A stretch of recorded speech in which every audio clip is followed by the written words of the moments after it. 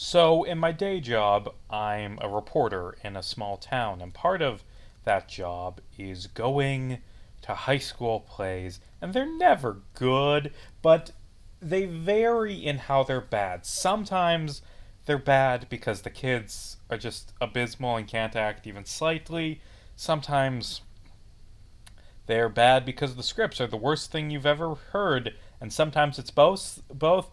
And I think the script being bad is worse than the kids can't being act because the kids are never excellent actors, but there's some charm in the enjoyment they are clearly having, and even if it's not um, maybe the best acting, you can appreciate a good script. And anyway, this is my transition to say that, like, an hour ago, I had to go to a school play to report on it and take some photos and an interview for the newspaper.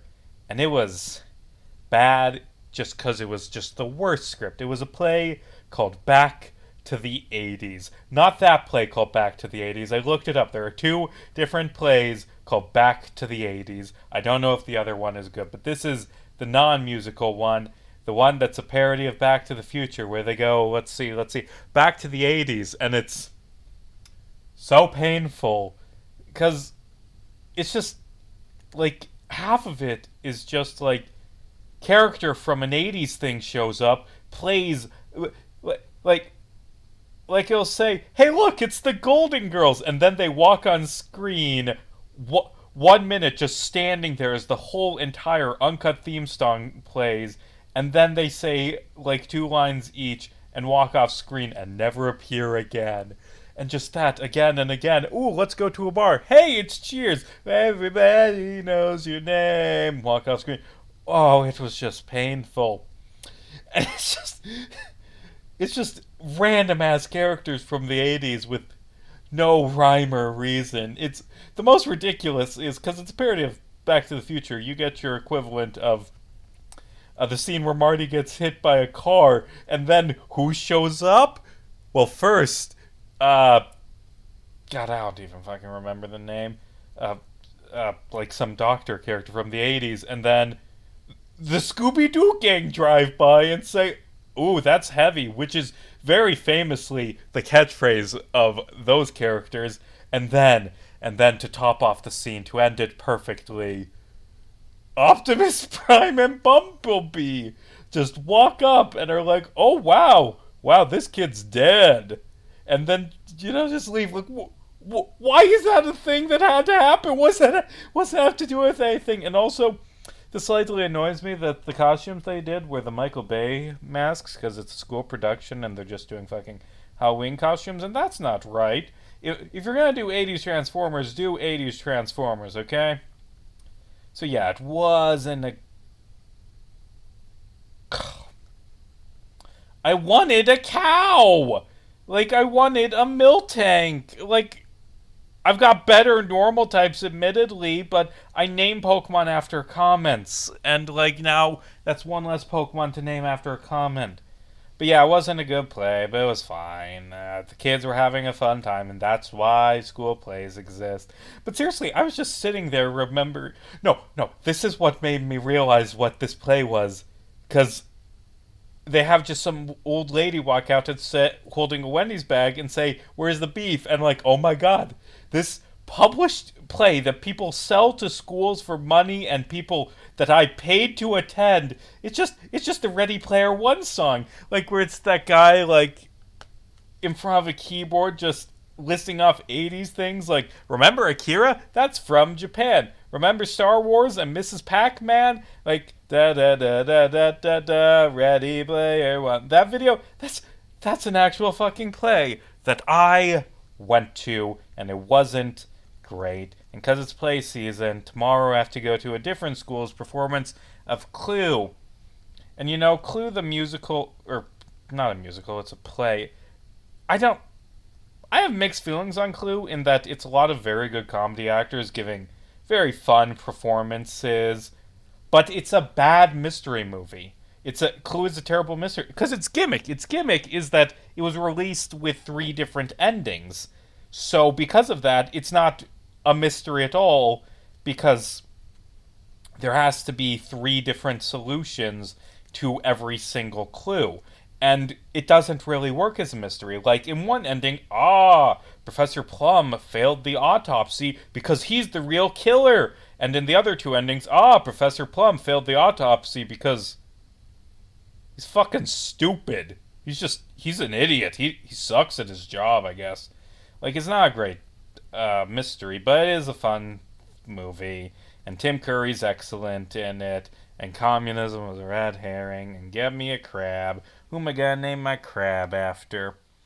Gummy Beef, who comments on I did an update on how the Homestuck video is going. They're bad, but I like it. Is basically my exact take on those epilogues. LMAO. Like, don't get me wrong. There's a lot of good things there. The bad stuff, though, was pretty rough. It feels harder to justify some of the weird writing decisions and character choices that has been in the OG comic. At the end of the day, I'm just glad the epilogues exist without managing to be a complete garbage fire. I agree completely. Like, in this video, I am doing my best to justify some of the stuff in the epilogues, and there's good stuff in the epilogues. I think the epilogues get a bad rap. I like the epilogues, but also sometimes you get, this is a scene where Gams is gonna fuck Vriska, and why? Why is this a thing that you have made me read with my own two eyes? My poor eyes have now read the scene about Vriska fucking Gams and Makara. Like, I didn't want to read that, but I have. Like, the epilogues, I like them, but I also kind of wish they were better, is my take on the epilogues. But, they have a lot of good in them, and I don't hate the epilogues. And, like, I think when the epilogues hit, they hit hard. They are just excellent. And I'm doing good work. I'm currently in the process of editing my epilogues video. I'm behind because I had a rough week. I was very busy with work all week, putting just a very long time at work. But, I'm gonna get my video on the epilogues done. See, this is why I got that Gyarados. I don't actually know if I'm going to use the Gyarados because I won't get Waterfall for a long time. And Gyarados is good, but I've already got two really good physical Pokemon. I would prefer to get a water type that can actually use good water type moves. And let me double check that. I think you can catch things besides Magikarp. Can't you get a Staryu here? I wouldn't mind a Staryu, although I don't think it actually gets any Psychic type moves, or any good ones at the very least. But I can get... Yep, 10% good Rod Staryu chance, so I'm going to keep fishing till I get a Staryu. Is what I'm going to do, and I'll just keep... I don't do the level maxes in this game specifically because it's just this game is designed to make you over leveled and then under leveled. Your level just changes a lot. It's very rarely in this game that your level is where it should be for the gyms, because just half of the game everything is the same level range, Okay, and at least I'm, like, last cup, like, at the start, I couldn't catch this Miltank, and last time I had trouble actually getting Pokemon, had that Raikou run away, and accidentally killed the Girafarig, but I've got Lazy BT here, who's got a comment on the Strider video that I'm going to name my Staryu after, not... Is there an underscore? There is an underscore. B and T.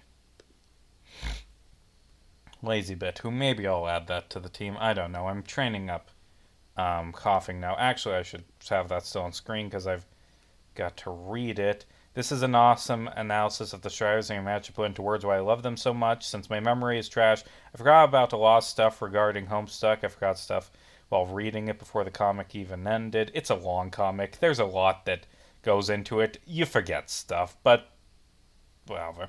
Keep reading.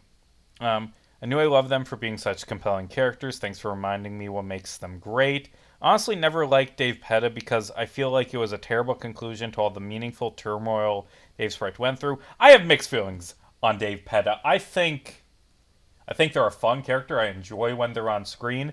I like that Dave Sprite's arc ends with them stopping being Dave, like that they finally move past this shadow and become their own person. I don't know if losing their identity and becoming a person with Nepeta is necessarily the best way for that to happen, but I do like that Dave Sprite stops being Discount Dave and becomes someone new. And yes, it is very rushed. Um, I guess it makes sense that such a complex issue would be resolved in a simple manner, narratively speaking. That sure sounds like a solid payoff, but it kind of destroyed Dave's Sprite. He didn't deal with his issue, he just kind of brushed them off instead. I think the reason why Dirk doesn't feel uncalled for when Dave says he hated Bro but apologizes since Dirk isn't him is due to their opposing views on whether their alternate selves are them or not. Meaning, Dave considers himself to be the same person, same Dave as Dave's Sprite is, but Dirk considers himself the same Dirk that Bro was. Genetically, both pairs of Striders started out the same, but ended up splitting along the timeline somewhere. Dave and Dave Sprite were the same at one point in the suburb game, but Dirk and Bro split as babies. I don't. Yeah. I think there's something to be said about nature versus nurture here, but I'm not smart enough to develop that train of thought. Minor thing. Homestuck is very much nature and genetics, like not people being kind of people being similar to their parents, but just that in different universes people will go the exact same path because of genetics. Like Roxy thinking wizards are cool is canonically like genetically imbaked. Um, Dave isn't Dave's Sprite because they became different people due to different circumstances. Lived experience are enough to make Dave realize that he had become different, even if ever so slightly. He is not just his genetics. He is the life that brought him where he is. Every choice, every decision, not matter how minute, has shaped him to his current self. I feel that kind of thinking is a very timey aspect of him. Haha. The traveler changed by the path, and the tree grows along its obstacles. Dave's Sprite not being Dave is also a major issue he had. Dirk is Bro because they're both capable of the same kinds of destruction. Despite their circumstances, the same genetics are enough to make Dirk recognizes that he can be the same lived experiences be damned. The ingredients for the same kind of awful person are there. He knows that he could one day be just as bad as Bro and is keenly aware of that. Ironically, I think simply knowing of the possibility and not wanting to let it become a reality makes it less probable by default. Even if the obstacles weren't there, the trees would have still sprouted from the same seed, and at the end of the path, the traveler is the traveler. What made the one conversation between Dirk and AR so compelling is the fact that AR kept mentioning that he is Dirk, and Dirk knows this because mirrors splinters still reflect images. Dave apologizes because Dirk isn't Bro. Dirk says it's okay because he is Bro, and that's a great fucking way to sum that up. In the end, they don't fight on a rooftop while the sky is blood red. They hug on a rooftop while the sky is lime green. It's not cool like red, but I don't want to be cool. Sorry for the rant. I just love them so much. Yeah, that's a good way to put it. The themes of genetics and nature versus nurture that are kind of brought up by the Striders and Homestuck. That's pretty cool. And now I should go. Before I go out, jump out a window. Side note: as a kid, I was stuck for just forever on this part because I didn't get that you jump out a fucking window. Because when do you do that in Pokemon games? That's not a thing that happens in Pokemon games. And what is my mother buying? It better be that choice scarf or a moonstone, which is why I give her my money even though I'm broke. So what have I been up to? I've been watching anime. First off, finished Monster. It is just such a complex, well-written, interesting series with these just deep characters. I love the ending where should I say the ending?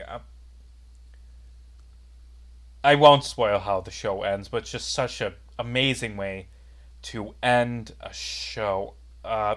It's a very slow show. It takes a while to get going, and it can be disorienting how It just basically resets every single arc. It's like, ooh, this is about something else now. And I don't know if the pieces always fit together as good as it does, but what it gives are really complex, interesting characters. Even like the side characters are so complex and three dimensional, and it's just an amazing. It's just an excellent series. It's a masterpiece. I need to watch Pluto because I've heard nothing but praise about it, and it's by the same author, and I've heard it was the absolute best anime of last year. And also, I started watching Delicious in the Dungeon, where because I saw a lot of people on the website Tumblr who have spoiled the entire goddamn show for me start talking about the end of episode 11 and how it's such a jarring tone shift. I'm like, maybe I'll check this out. And it's a fun series. It's just an RPG party, and they're fucking weirdos, and they're obsessed with just eating monsters, and half of it is a cooking show about how to prepare fantasy monsters in the best way. And the food looks good. There's complex, funny characters because they're monster parts. The main joke of it is that their mage and rogue are just disgusted by this because no, we don't want to eat the slime, but the fighter and their chef, I guess, ranger, I don't know what fucking class. Well, it's not D&D specifically, but their chef guy is like, ooh, I'm going to cook up this slime and you're going to eat it and it's gonna be tasty. And also, it's so fucking gay. Like, goddamn, like, I saw a lot of people, like, I thought it was, like, shipping with Marcel and Phelan. Like, oh no, this is explicit. That is a couple, and that is refreshing. And they're a nice couple. And Laos is the funniest, weirdest person on the planet, and Senshi is excellent, and Chilchuck is just dealing with. No, Marcel is my favorite character on that fucking show. Just hey, there's a lot of really good drama of her dedication to Fallon and wanting to save her, but also her constant energy of I hate this, I don't want to be here, this is gross, stop making me eat monsters. Just contrast it with Laios being the fucking weirdest guy on the planet. It's an excellent show. It is good. I think there's something to be said of sometimes binging is bad, and like I don't know if I would enjoy this. Well, to be fair, I binged through it in all 11 episodes in a single sitting, all 11 that were out, and now I'm watching it weekly. Like yesterday, I watched the new episode that came out, but and I enjoy that. I should get more into scheduled TV, watching something as it comes out, like being excited when I come home from work because I can watch the Yuri cooking anime RPG thing, and also this weird guy is there. Um, but also some series are better binged. Like I don't know if I could have watched Monster, to be honest, if it was not binged going through all at one, because it's already a very slow series, and I don't know if I could have gotten through it if it was spending 2 years to get through that. Maybe, I don't know. Longer for the manga, I bet. Okay. And so, we are now going to Cianwood. Yay, all the water routes with all the water trainers. And do I want to... No, I think I'll start training up the Staryu after this next gym, because I do think I'm going to swap Gyarados for Staryu for the reason I explained. And I can't do Battle Frontier, right? That isn't available yet. Yep.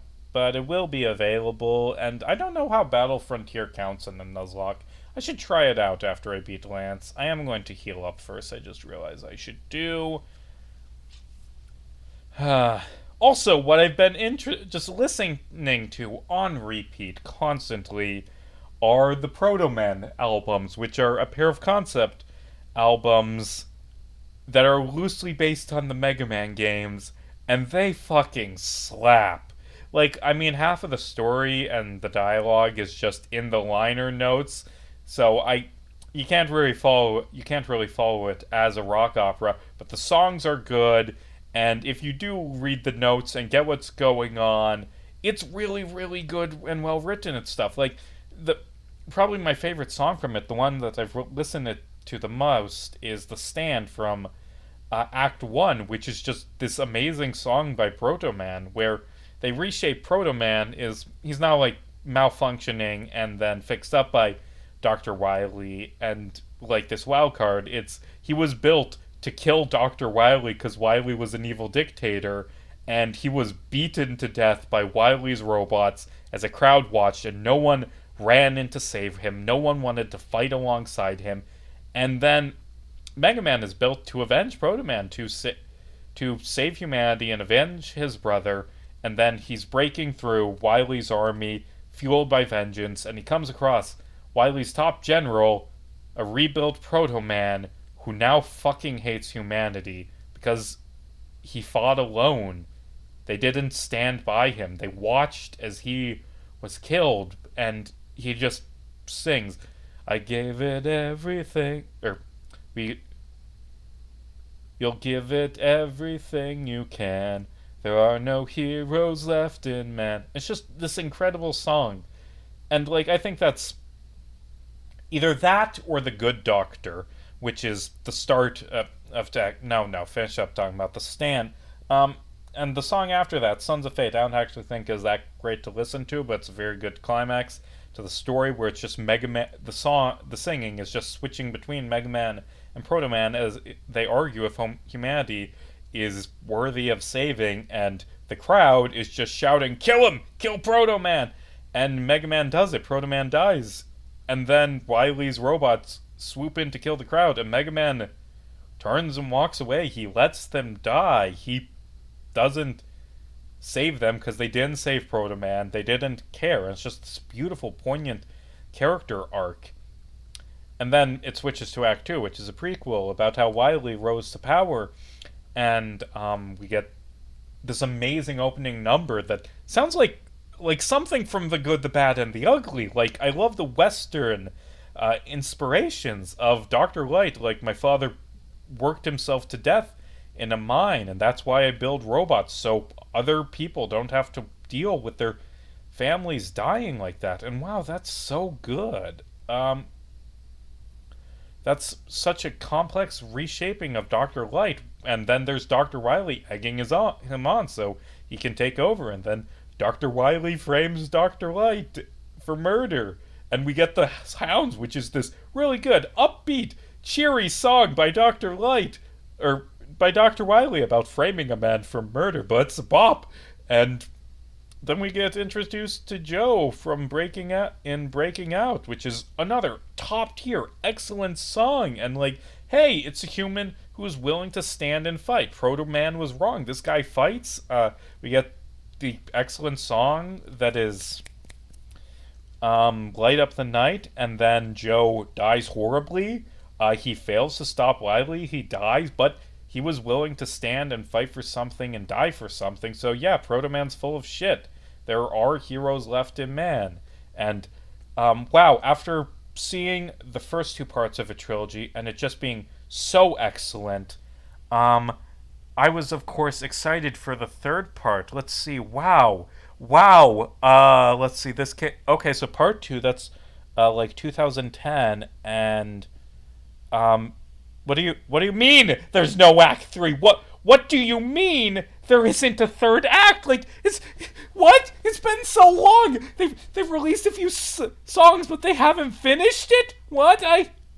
No, I want the rest of this. I want an end to this story.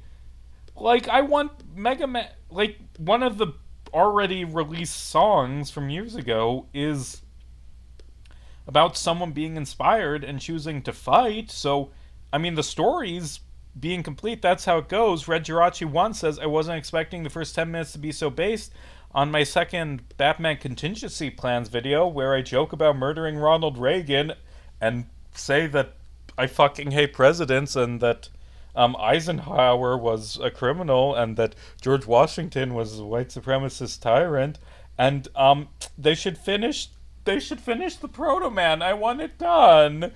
No, like years ago, I saw a hard drive article that's like the Proto Man say that Act 3 has been delayed because they can't beat Mega Man 3, and that's a funny thing, but also that's not accurate because Proto Man, the guy the band was named after, was inspired by Mega Man 3. They've already adapted Mega Man 3, although they aren't really adapting anything. And anyway, this is that's this week.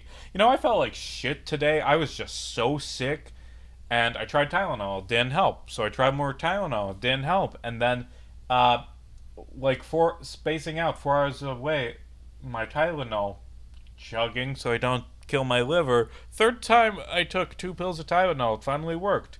Why the fuck couldn't it work at 9 a.m. when I took the first one? Anyway, this is over now.